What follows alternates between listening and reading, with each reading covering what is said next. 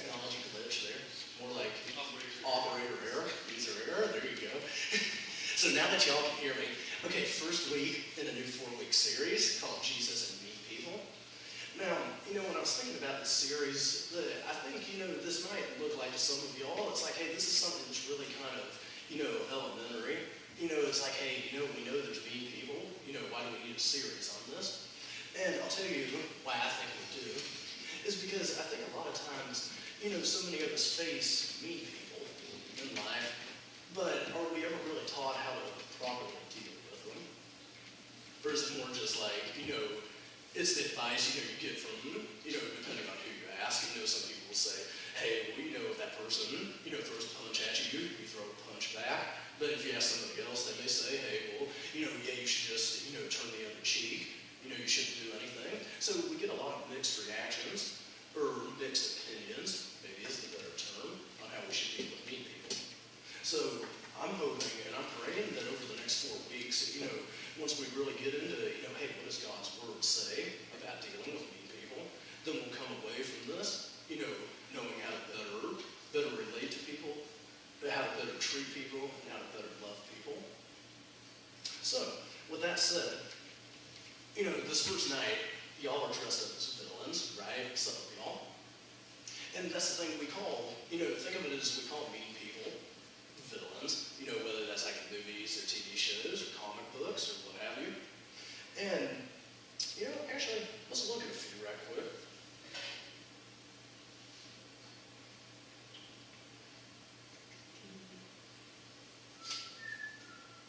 Operator error again?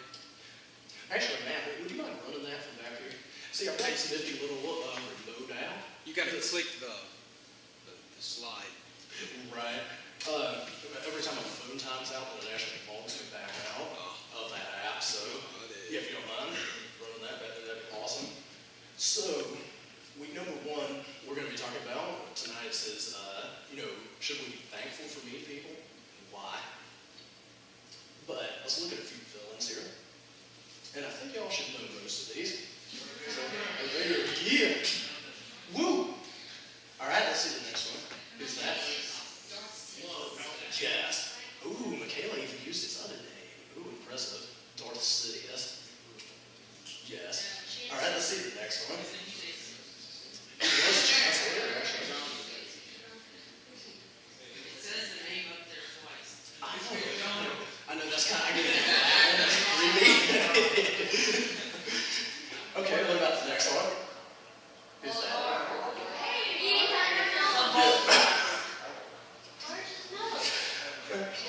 All right, how about let's see the next one? Yes. And next one. Ned. So y'all know President Snow, right? Okay, now the next one. Ooh, she's from back in the day. Who knows her name? That girl. Shelby. Oh, Shelby killed. Okay, to be honest, if it makes y'all feel better, I had no idea what her name was either. I had to Google it. What she said? Was it Janine Matthews? I was You said Janet? Very good. I had no idea. I saw the movie, I didn't even remember. All right, let's see. Oh, Divergent. Big Bad Wolf. And who's this? Big Bad Wolf. Now, I know. What's that? Well, I mean, he's chilling like a villain, and I put that in there half for the comedy effect and the other half because it's to show y'all that, yeah, most of these villains are made up, but we do have a few real life ones. Or had. Really? What's that? What's it? Wait, is it really? Is that a gang sign? I didn't even notice that. Okay, let's skip past that one.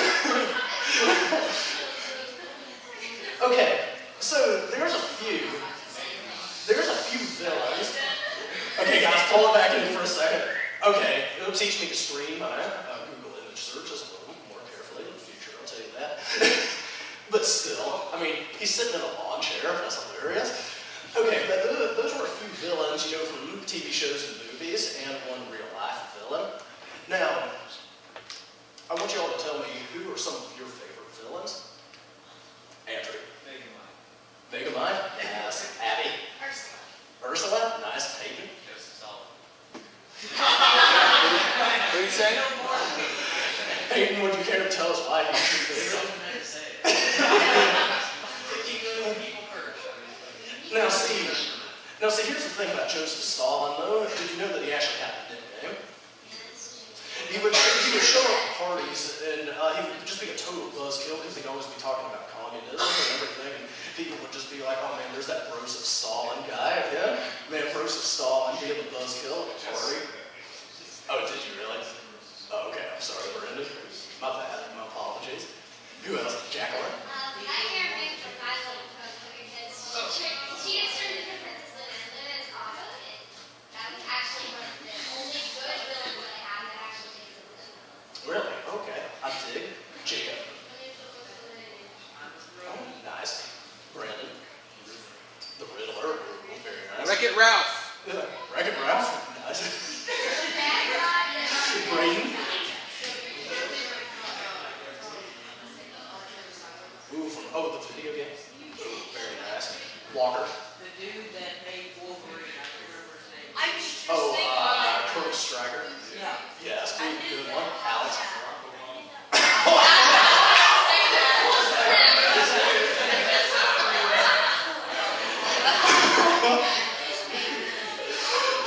There's a lot I can say right now that I'm not going to. Mariana? What was that now? Plankton? Ooh, who doesn't love some plankton, right? Bellatrix? Ooh, good one. Macy.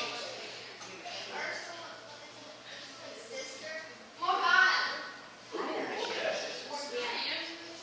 Very cool. Okay, guys, so listen up for a second. Here's the thing, all right? Is y'all have named some awesome villains that you like. And see, the thing of it is, we tend to like villains a lot when they're fictional because we're like, man, that guy's awesome. I mean, Darth Vader, take him for a second. I mean, who doesn't love some Darth Vader just because, man, that guy's bad. And he's going around and, ruling the empire and all that awesome stuff. But here's the thing. I think a lot of times that we love to hate villains when they're fictional because they have no real impact on our lives. And see, we got Darth Vader sitting back there in the sound booth right now. Yeah. Woo! But see, we love these villains because, they have no impact on our daily lives. We get to watch them in the movies. Yeah, they're being bad and everything, but they're cool. At least they seem cool. And here's the thing. It's different when we face mean people, and hey guys, pull it back in a little bit, okay? Thank you. When we have to face mean people in real life, it's different, isn't it? Because these people aren't fictional anymore. When they're mean to us, they're actually having a real impact on us in some way or another. Maybe they said a mean word to us and it hurt our feelings. Or maybe, it's kind of like Allie talked about in that video. She said, hey, when I was in school, I tried to hang with the cool girls and, man, they treated me so badly, because, they be making comments on my appearance or my clothes or whatever. So, we have villains in real life, but it's a lot different. Now, before we go on any further, let me define mean people for y'all. Because when I say mean people, I'm talking about anyone who can act meanly. And really, if we're honest with ourselves, that includes any of us here in this room, any of us on earth. I'm not just talking about people, a lot of times when we say mean people, we think, oh, that person is just like mean to the core, they're mean to everybody. But any of us really have the capacity to be mean. So I'm not saying by mean people that, people who are 100% bad. Because keep in mind tonight that, that Romans 3:23 says that all of us have sinned and fall short of the glory of God. So, just want you to keep that in mind, that, this isn't a time to, point the finger and judge other people, because, hey, we all mess up sometimes. So, with that said, let's look at what Jesus had to say about mean people and how we should respond when we're treated badly by them. And if y'all would like, look up at the screen. Should be the Bible verses to follow along. Which, by the way, I apologize for not having a PowerPoint for the past several times I've been up here and preached. But tonight is the start of the return of the PowerPoint. Because, who doesn't love a good PowerPoint, right? Walker's like, yeah, I don't. Okay, well, that's all right. You can follow along anyway. So let's look at what Jesus says in Matthew 5:10 through 12. for some background context, this was part of Jesus' Sermon on the Mount. And, he's naming off, hey, blessed are various groups. And this section of the Bible is often known as, what Bible scholars do I have in here? Yes, thank you, David. All right, so Matthew 5, verses 10 through 12. It says, God blesses those who are persecuted for doing right, for the kingdom of heaven is theirs. God blesses you when people mock you and persecute you and lie about you and say all sorts of evil things against you because you are my followers. Be happy about it and be very glad, for a great reward awaits you in heaven. And remember, the ancient prophets were persecuted in the same way. So, I don't know about y'all, but my first reaction is when I read this, I'm like, it seems kind of crazy, doesn't it? It's like, why would we be thankful when people treat us badly? So, I think, there's not just one short answer for this, so let's start breaking down this passage. First off, what does it mean to be persecuted?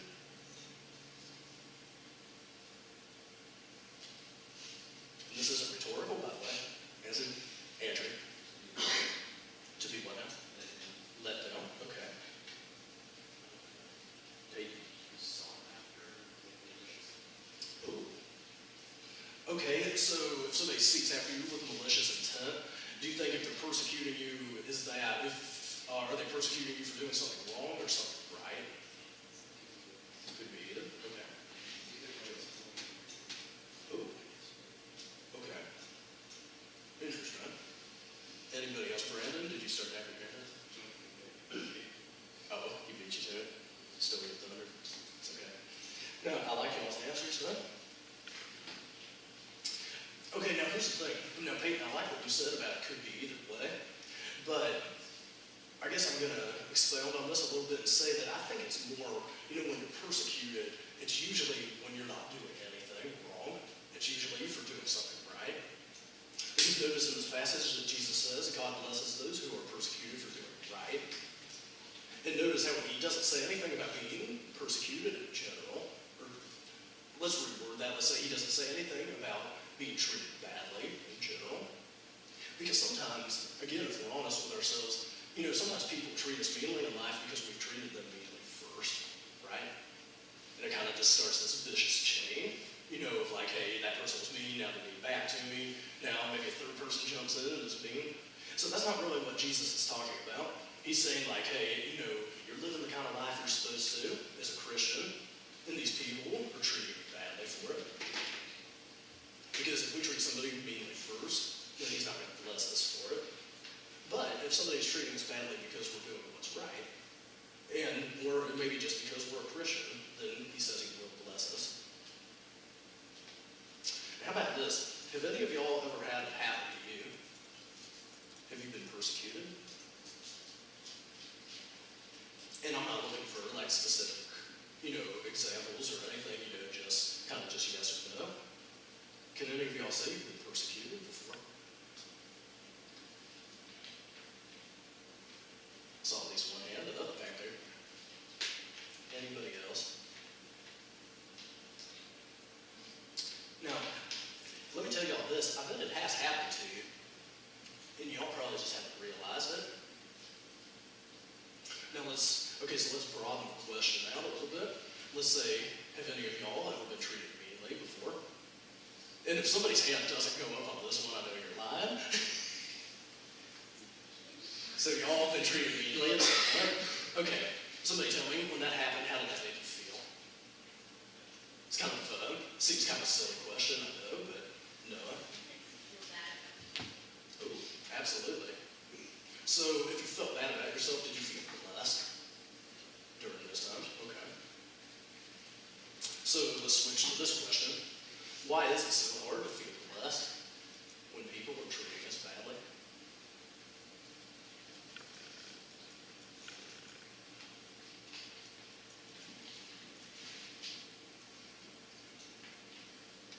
Y'all don't speak up at once or nothing. Peyton?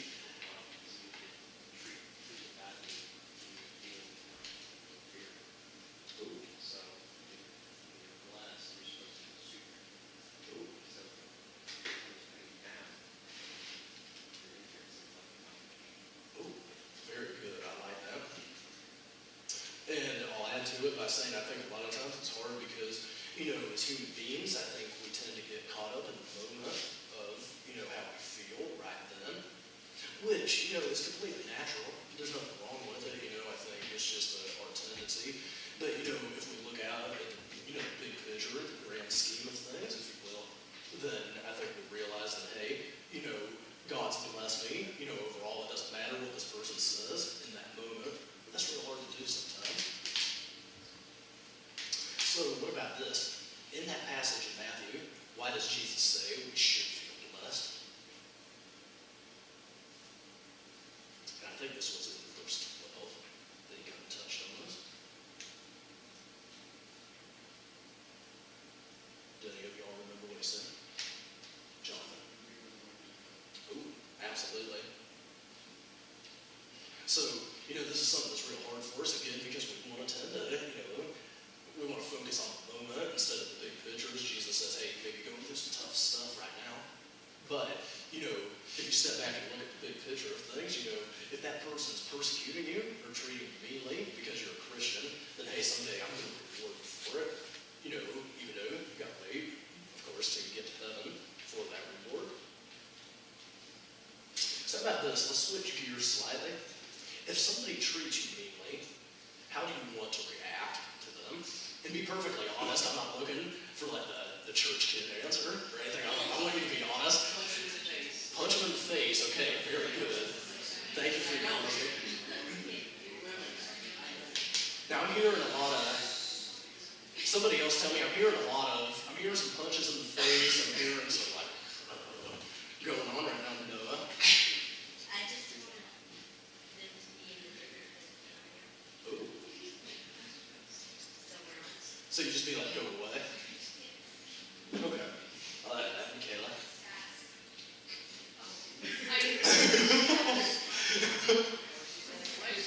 I love it. So respond to them with sass. Okay. Brandon, did you have your hand up? I want to teach you a lesson. Don't necessarily want to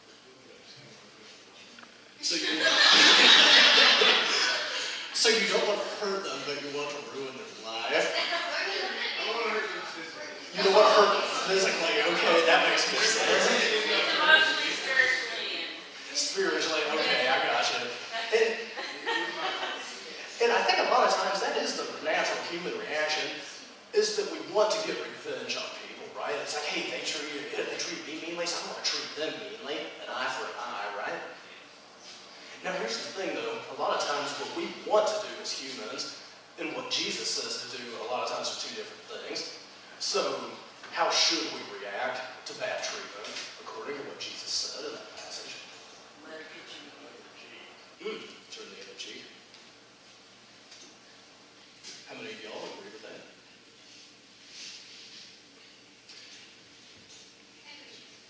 You kind of agree. Okay, kind of sort of. This makes sense.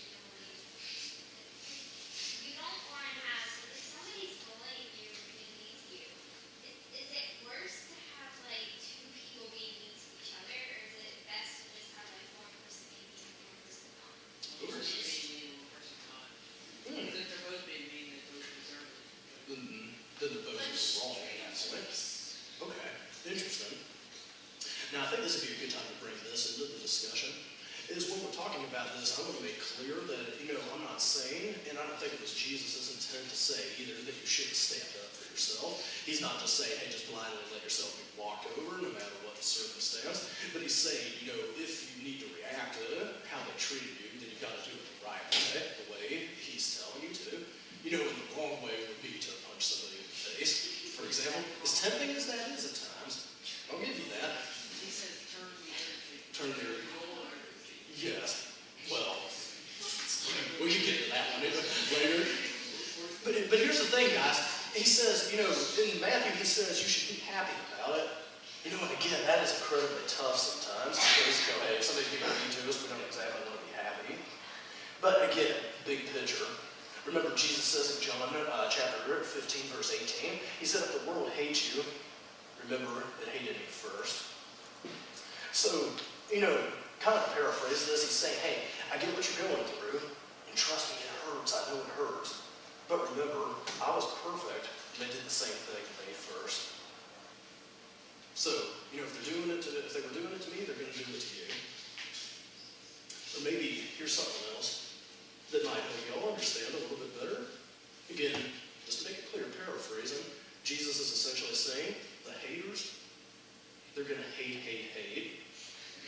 So you got to shake, shake, shake. Shake it off. Shake it off. I didn't see that. Y'all, I see some very disgusted looks on y'all's faces right now. But hey, I'm just saying. Paraphrasing. That's kind of what he's saying is, hey, big picture, you got to shake it off. Do what?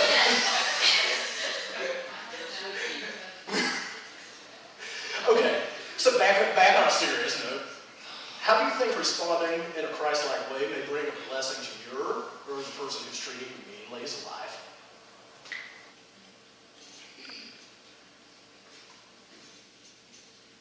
Have y'all ever thought about that? You think like, hey, somebody's treating you real meanly. This is bad. How could it possibly be a blessing? Jacqueline? Yeah. If you're investing more than others, it's like you can teach the other person Christ-like way to react to something such as one. They could be treated badly themselves at home and just taking their anger out somewhere else. Ooh. Okay, see, I like the attitude you're coming from. Is what you're saying is hey, maybe that person is treating me meanly, but if I respond to them in the correct way, then it might help draw them closer to Christ. Ooh. See, I saw David and Noah's hands up. Noah. Well, if you respond in a Christ-like way, they might not find it as fun to be needy if they're doing it just to have fun. So they think, oh, this kid, he's too happy even after I do all this stuff. So we'll deal. Absolutely. They're kind of the old kill with kindness thing, right? David, did I see your hand up? Well, to an extent, Hey, y'all listen to David, okay? honestly, to an extent, if you were to respond in a Christ-like way, they might just come and beat you up more often. Okay, how so? I mean, if it was just like the bully at school and they didn't believe in Jesus Christ and they hated people who did, for some weird reason, I don't know why, but, and then you're one of his victims, we could say, and then if you respond in a Christ-like way, then he'll just hate you even more. Yeah. If you don't I can run him over all. You could run him over. Okay. So I see what y'all are saying, and that could be true, but I'll counter that with this: is if that happened, again we got to go back to the verse in Matthew. What does God say? If you're persecuted, for doing what's right, then you're going to be blessed, right? Not persecuted? No, I don't think he says that, but he does say you'll be blessed in the long run.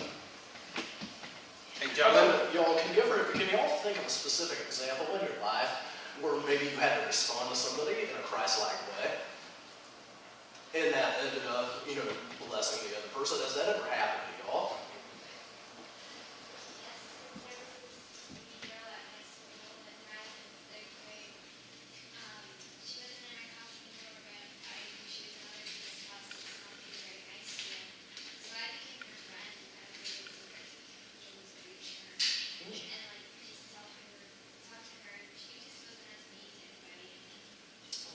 Awesome.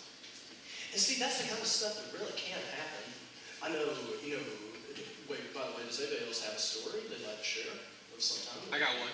Okay, Matt? So there was a guy in my military unit that, was kind of this, troublemaker, big bad wolf type of guy, and he saw the way that I responded to him, and it actually gave me the opportunity to share the gospel with him, for him, to come to know Christ. So I think there is a reward here on heaven if we respond appropriately. Absolutely. Misty? I have a story, but it's not about me. I know of someone that had a strained relationship with someone, and they didn't get along, and they fought all the time when they were around. And the person that was a Christian actually was the one that was being criticized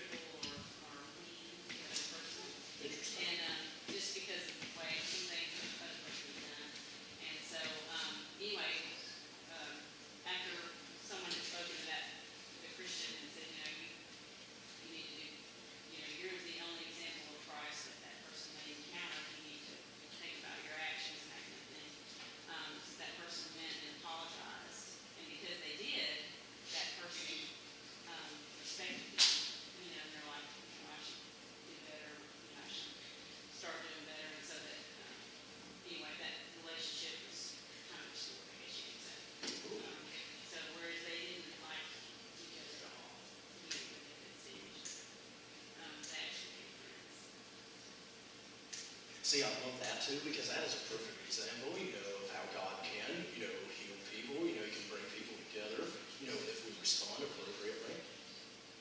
I know one quick thing I'll share from my own life with y'all is, when I was younger, I guess, I don't know, I guess when I was a teenager more so, that I don't really know if I'd want to go as far as to say full out bullied, but, there were numerous times when I was picked on for various things. So, trust me, I know how that feels, because sometimes people, especially, younger people, they can be cruel, and I mean, this is coming from somebody even who was homeschooled, and I still got picked on, just because of, other people I came in contact with or whatever. Playground ones? What's that? Playground ones? My playground buzz? Not exactly, but here's what I'll say. As I was picked on at times, sometimes rather mercilessly, but here's how it shaped me, is I knew from that age, when I received that kind of treatment, that, I made a promise to myself back then that it's like, hey, one of my goals in life is going to be to make sure that nobody else ever feels that way about themselves if I have anything to say about it. So it shaped my attitude towards loving other people, because it was like, hey, I know how this felt, and it stung real bad. So, I'm going to make sure that, if I, no matter who I come in contact with, that I never make them feel that way. So, that's a huge blessing in my life, because I think the Lord used what could have been a bad situation and he turned it into something good, because he said, hey, I'm going to make sure that you actually impact other people's lives. So I don't know, I find that awesome. And again, it's a good example of, if there was something bad, I could have reacted to it in a certain way, but instead it was like, hey, I'm going to make the best of this. And here's the thing, in general in life, we don't really have any control over people, or how they're going to treat us. But we do have control over something else, and that's how we react to it, or circumstances. I once read that someone said that life is 10% your circumstances, and the other 90% is how you react to those circumstances. And I firmly believe that, because I think when we're treated meanly in life, it's real easy to start developing, oh, why me? Why poor me? Why do I have to be picked on so much? Attitude. But if we say, hey, I'm going to treat people how Christ wants me to treat them instead. I might feel bad for a time, but instead of, feeling sorry for myself long term, I'm going to use this to impact others. I'm going to use this to bless others and hopefully draw them closer to Christ. Because again, that's how Jesus said to react. He said to, if you're persecuted, be thankful for it. So, I always have a challenge for y'all, and here's my challenge for tonight. The next time somebody persecutes you or treats you meanly, remember his words from Matthew. You should be thankful for the persecution, because someday you're going to be rewarded for it. That's not my promise, that's his promise. So bow our heads and pray.